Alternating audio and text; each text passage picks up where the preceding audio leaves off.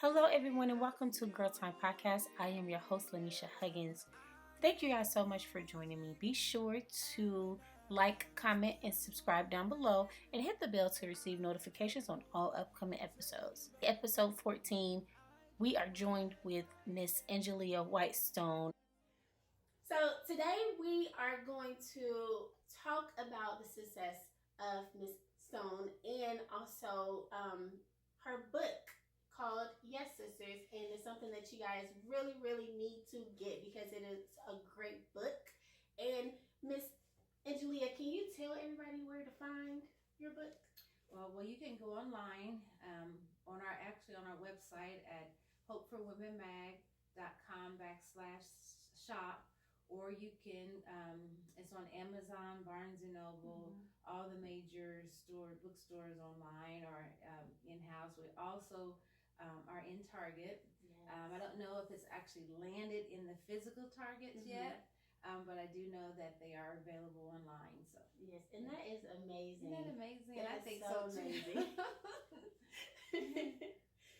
Okay, so let's jump right into talking about your book, Yes Sisters. Where did the concept come from? Well, it came from a concept of, well, it all started maybe 3 years ago. I was interviewing one of my cover stories, and I had shared with her, well, she has written like 80 books. And I'm thinking, girl, I'm just trying to get one book done. Right. I mean, I hadn't even thought, I just knew that one day I wanted to write a book. Never really thought about how, when, where, and how. But then she told me, well, let me connect you with my agent and see, if it's a fit. So I went through that process. We had a meeting set up with an agent, and came back 2 weeks later. She said, okay, well, let's pray about it first to see if it's a fit. So we both prayed on it, and 2 weeks later, they decided at that time that they wanted to take me on, and I accepted their offer. And from there, just, trying to figure out, with so many moving components to my life. So I had to figure out, and one of the biggest challenges was trying to figure out how we're able to share my story. Yes. You didn't want it to come across too raw, too heavy, but I wanted to come across, the agent as well wanted to come where it can be empowering, and that it could be used to bless someone's life. That's really good because it has blessed mine, and I really appreciate you for even sharing and even thinking about just because one of the things that I really love is that the events that you put on, and we were going to talk about this later, Okay. but I also just wanted to kind of mention the events that you put on because you put on a luncheon not too long ago, and I came and I was really blessed, and I even met a lot of women in the community that had some of the same ideas as I had and some that had different. So it was really great that you even put yourself out there to do it. That's great. Thank you. It's good. In your book, you talk about the do's and don'ts of being a yes sister. First, tell us, what is a yes sister? The Yes Sister is that sister, we call them Yes Sisters, different names, our row, our tribe, our girl group. We all have our different names that we call them, but basically they're the women that really support us. They pray for us, they encourage us, they're the ones that are cheering us on when we feel like we can't make it, or or we're at our lowest of lows. They're the ones that's telling you, girl, you got this, you can do this. Yes, that's good. And so I'm going into the do's and don'ts of being a yes sister. How important is it to know the difference? Wow, that's a good question because it's a lot. It's a long list. It's a long list of do's, and it's a long list of don'ts. And that was that was probably when it got really deep in the book, is because we always want to know. We want to know the good parts of what it is to do to be a good person. But then there's the don'ts, and I think it's important for you to know the two so that you can have balance. Because a lot of times we're always thinking more of the positive, but then there's the negative component of sisterhood or being a yes sister. So you want to make sure you don't fall in the lines of, most of the time being a no sister or doing the things that are like don't. So I think as we grow and mature and or when we really place and know the value of friendship and what we really need, then that's when you're able to, kind of figure out, which one you really want to outweigh the other. That's really good. That's amazing. Because that's something that I am continuing to learn, because I feel like every woman that I meet is my sister, and and I just try to be the best sister I can be. So that's great. Good. That's great. And you are from Muncie. I am. Born and raised. I am. I know. Can't believe it, but I am. Yeah. So how important is it for women to come together in this community as far as being just sisters for each other? I think it's very important. I've had, especially when you're doing something that seems a little odd. I remember when I started doing the magazine and just even having that ideal coming from a smaller community. It's like people were like, girl, you need to be seeking God. Like what I was doing wasn't a God thing, but it really was. But really being there to support women, we need to be there to support other women's ideals, because we have to keep in mind that we're stronger together. Yes. We need each other. I would love to have more women in my community, like right in my backyard, to be able to support me. Yes. I've been blessed and fortunate to have women across the globe to support me, but there's nothing like your homegirls in your community supporting. I think it's very, very important, and especially women of color, we really need to come together and really empower each other. That's good. That's good. And being from Chicago, one of the things that I saw the difference in being compared to being in Muncie was the unity among women. There are so many times where I could just be doing something small and a woman can come up to me and say, I see you and I believe in you. And I'm like, wait a minute. I didn't know I was going to feel that way. Yes. And that's that vibe that the community gives you.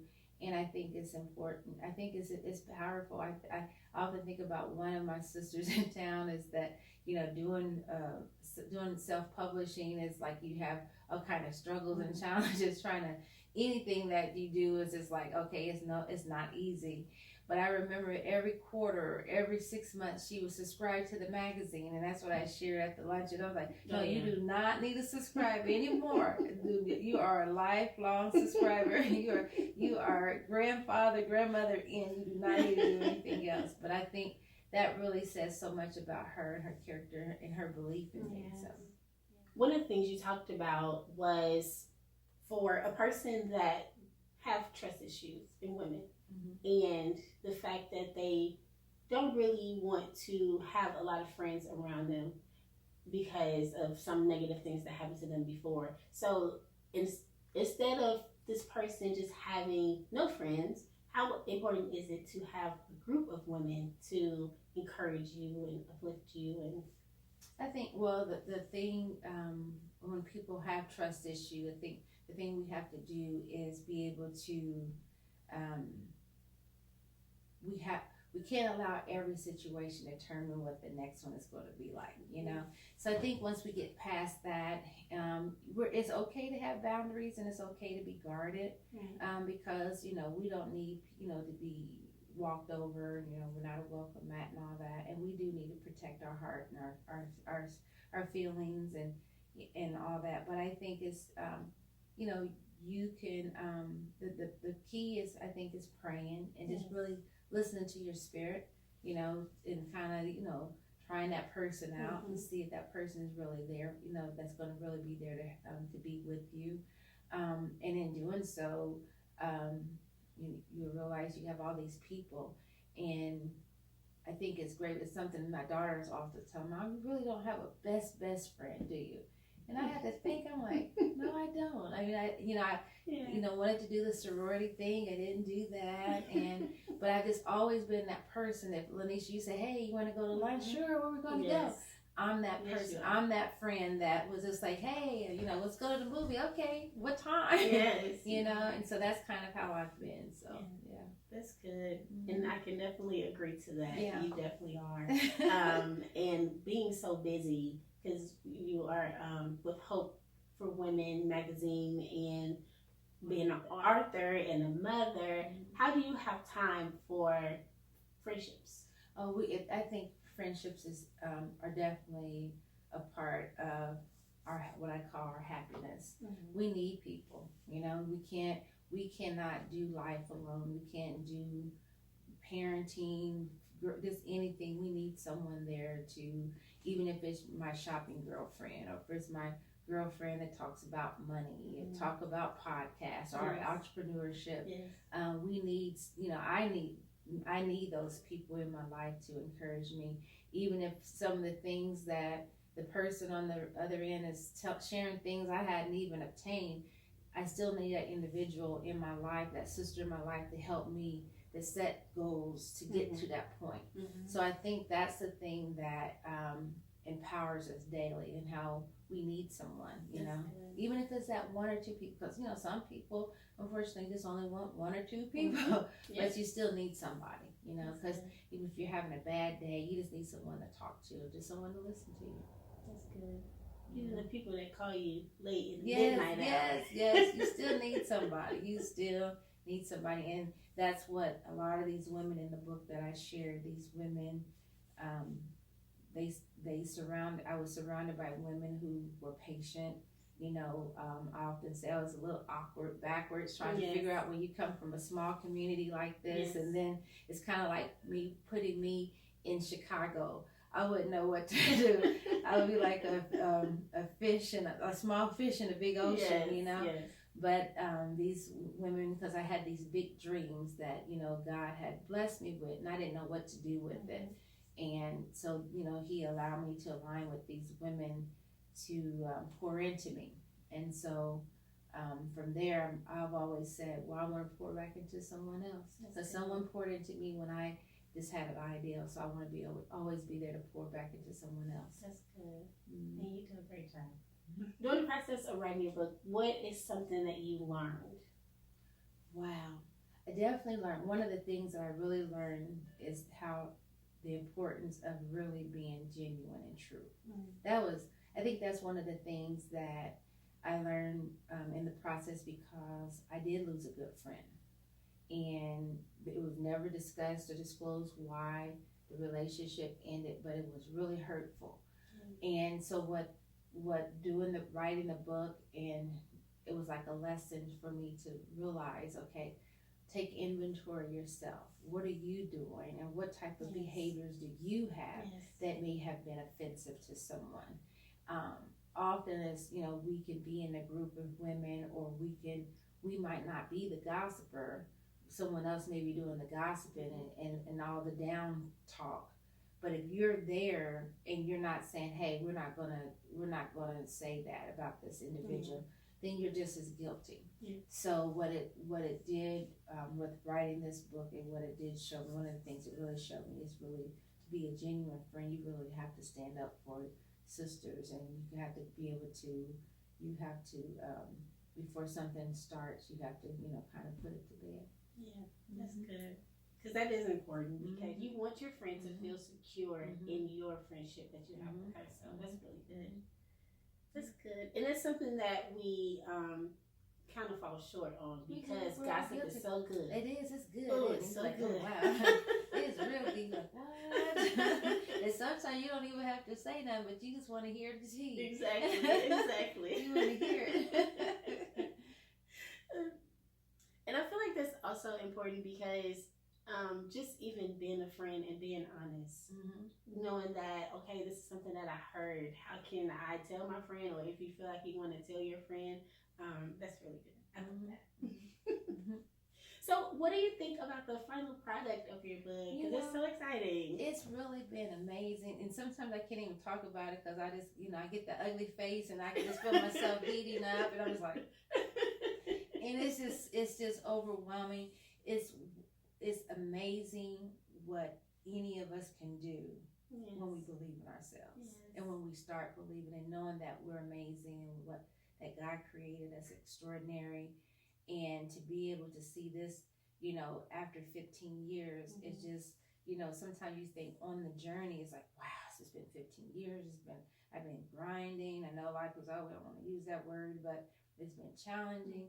But when I see this final product, I said, this is the masterpiece right here. This is the beginning of something extraordinary. And it was all that to make this. So. That's good. So do you have other books in the work? Well, my agent has been talking about, we got to start planning part 2 or the next book. So I was like, whew, okay. But I definitely think that, there will be several more books in the works. That's good. That's good. I'm excited for it. So were there any lessons that motivated you to continue to write as far as when people read it? Because I saw a lot of reviews on Amazon and some that you posted on your Facebook page. So was there any lessons that you got from the reviews? Yes. Oh, it was just amazing. I really enjoyed reading the reviews because everyone's their perspective is just great. It just kind of, and I'm like, okay, what are they getting out of it? And what I love is that we're on the same, regardless of our age or where we're from. We all want the same things. We really want true. We really want true sisterhood. We really want friendships, and we want to figure out how do we cultivate good relationships. And I think that's great. And even not being afraid to share our story. That was one of the things. Even with the magazine for all those years, it was easy for me to tell my story and allow the writers to tell the stories instead of me, because I was like, well, I don't want people to really know what I've really went through in life to be, but that was really that was the catch right there. That was what needed to be brought forth. So listen to, the different, someone texted me this morning and they're on chapter 19. I promise you, just got the book yesterday, and it's like, oh, she's almost done, but it's you can't stop. It's really, it's really that good, and that's something I said, because I gotta post something later on. Say it's really that good. It really will bless you. Yeah, that's good. Yes, it will. One of the things that I loved was your honesty. I love just the way that you put yourself out there, and I say this outside, but just the way that you put yourself out there and just say, hey, this is me, and take it. I mean, it was, because, for a long time, I didn't want people, Lanisha, to know that I was really struggling. It's just like, I literally started this with an ideal, and we live in that society and culture where everybody, you want to make sure, like, you got to make yourself look good, and you don't want people to know, okay, I'm really, out here doing the best I could, but that's okay. What I realized is that's just okay, and I'm really glad. It was really exciting, 5 years ago when it finally just hit me. This is where you start, but this is not how you end. I've been telling my kids that for years, like when they would be in school, struggling with grades and, not going to college at a particular time. I said, it's not about how, when you start, as long as you finish. That's all. I said, your employer, wherever they're not going to say, oh, it took you 10 years, it took you 30 years. You have that degree, and that's what you have. And so that's where, I think that's what it is. So. That's good. That's good. Let's talk about Hope for Women.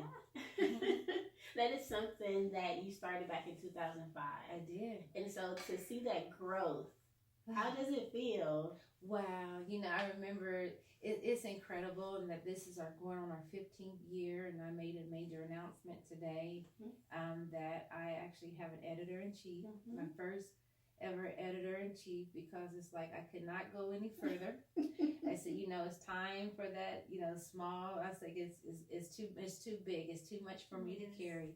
And I really want these next 15 years, the next year, the next 3 months, 6 months to be different. So I'm okay with stepping back really step more in my role of publisher or the CEO role, and allow a team to come in and really take the editorial direction into the next level. Hope is my baby. That was the vehicle to get me to where it was my vehicle of healing, vehicle for self-care, self-improvement, the thing that helped me become happy and to love myself. And along the way, I encourage some other people. So that's really been a blessing. That's good. Mm-hmm. And so is there, you talk about like how big it is now. Is there a lot of difference from when you first started compared to now? Yeah, it's a bit different. Because I didn't know, a lot of it is, I didn't know anything really about the business or industry. I just had this crazy ideal, this big dream, but I've learned a lot about business in general. Learned a lot about myself, what I'm good at, what I'm not good at, and not being afraid to admit when I don't know something, which is okay. It's okay. But yeah, just to be able to see the growth and the writers, and to really have a good team, some people that are really solid and genuine. It's really been amazing. So yeah. That's good. That's good. So one of the things that I wanted to do was read a couple passages. Okay. Because this was my favorite, and it is just in the beginning, so that's how you know how good it is. So in this passage, you talk about friendship, and you talk about being on the beach. And so I'm gonna read it, and it's just a paragraph. The word friend conjures different images, from little girls in dress-up clothes to adventurous old ladies on a green car to women laughing together or leaned in close sharing secrets over coffee. Imagery of friendship is filled with joy, laughter, meaning, hugs, adventures, comfort, and always love. Friends make life richer. We need friends, and we need to be a friend. First of all, when I read that, I was like, what? Because that's a good sum of what a friend is, and how to be a friend, and it's very simple, and it's just cut down into this is what you can do. And that I just wanted to actually read that, because that blessed my life in a time where so many women that's what they have read. Oh my God, they have read that passage right there and said, this was just it. And that's it. That's it. And it's really something, because being a person that is busy and learning how to be a friend, sometimes I don't mix the two well. That's okay. And so you know that. And so that kind of chopped down to where at least you can start here. So I love that. That gave me chills when I first read it, and I had to read it over and over. Because as I read it, I got a different understanding of it. So I love that. So is there a couple passages, well, maybe one passage that was your favorite? Oh wow! Chapter 1 was one of my favorites. I've been on other shows, and they said, "What's your favorite?" I'm like, I enjoyed all of it. I just remember going through everything. So it's just, I even like the when I'm talking about my mom at the beginning of the intro. I mean that was just amazing to me. But I really can't really nail one, but that passage was great. Chapter 1 was wonderful. Chapter 8, like 8 through 10 are some of my favorite readings too. Those are good chapters as well. Yeah, that's good. And you were just on Fox 59. Fox 59. It was. Yes. How was that? That was great. That was really good. It went really fast. My nerves was all messed up. The first, 48 hours, I was like, what am I going to do? What am I going to wear? I'm going to say, But yeah, it was great being able to sit down with Angela. That's good. And you were so cute. Thank you. I love that type of you. Thank you. Thank you. I loved it. Coming from the person who does not do fashion well, that is great. Me either. So we both did the same boat. So you have some upcoming events. I do. We are actually so many great things happening this year. We have we're gonna continue doing our brunches. I actually have people reaching out from other states and cities to be a part of the brunches. Oh yeah. We are in the process of rebranding Hope for Women, so we're relaunching in print. this summer with our summer issue, and of course, we're getting ready to go dig. We're getting ready to dive in head first, whatever, with the redesign, rebranding, and all that with the new editorial team. The team is on board. Then we're also talking about doing a annual conference. Our first going back to doing a conference, our yearly conference. So yeah. Would it be here in Muncie? Well, that's what we're looking at. Okay. Yes. We're thinking about it being here in Muncie. Yes. So, yeah. That's amazing. You're doing amazing work. Thank you. I'm are proud too. to even be a Yes Sister. Yes, you are. Yes, you are. No, I wanted to ask you about being a student. What are you studying? I'm actually studying general studies. Oh, okay. And I'm actually I'm just there just to finish up some of my elective classes that I had left over from Ball State.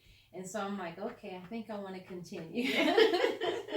So are you at Ball State? No, I'm at Ivy Tech right now. So I'm at Ivy Tech. I'm at Ball State, and I was a senior. So after all these years later, I decided to go back and the summer so I can finish my degree. So that's just something I always wanted to do. So what made you go back now? Well, because last year I was like, well, I'm about to turn 50. All my kids. You look amazing. I know. All my kids are growing up. My son was going to he'll be 17 this year, my baby. And I'm like, okay, well, I got to figure out what I want to do. And that's just some of the things on my bucket list that I wanted to do is to have my college degree. So that's one of the things I wanted to accomplish. So that's amazing. You're so you're inspired. So earlier you talked about your daughter, and what does she think of your book? And all of them. She thinks it's amazing. I mentioned her in the book, and she's often saying, "Well, this whenever we get paid, let me know." No. She want her cut. No. But one of my biggest cheerleaders, her and all the kids are. They're really proud of me. They always believed in my dream. When I told them I wanted to do to do the magazine, they say, "Go for it, Mom." And they've all been really supportive of it. That's good. Yeah, that's good group. That's good. So how many do you have? It's 3. Awesome. Awesome. Okay, so that was all the questions that I had. Well, thank you so much for being here. I really enjoyed it. I'm glad. I'm proud of you. Gosh, thank you. Yes. Thank you. And I am excited to see what happens next with everything that you do, and just to be along the journey, because it inspires me to continue to do what I think that I want to do. You can do whatever. Yes. Whatever that is, you can do it. So trust me, if I've done it, you can do it. You start. You start somewhere. It doesn't have to be in our minds. We think it has to look and be a certain way, but just do it. You just put it out. Just do it. Even humble beginning. You start here like I used to say. Oh, my office was split between. Well, Jordan was 15 months when I was like 2, turning 2. So the office was half Hope, half Spider-Man. Because his room was set up in Spider-Man. So so before you have this big studio, and I'll be like, okay. Right. Thank you guys so much for listening. This was episode 14, and we were joined with Miss Angelia Stone. Be sure to go out to receive a copy of her book, Yes Sisters. It will bless you because it is a blessing.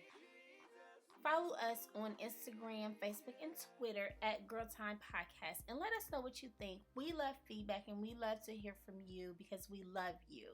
Until next time.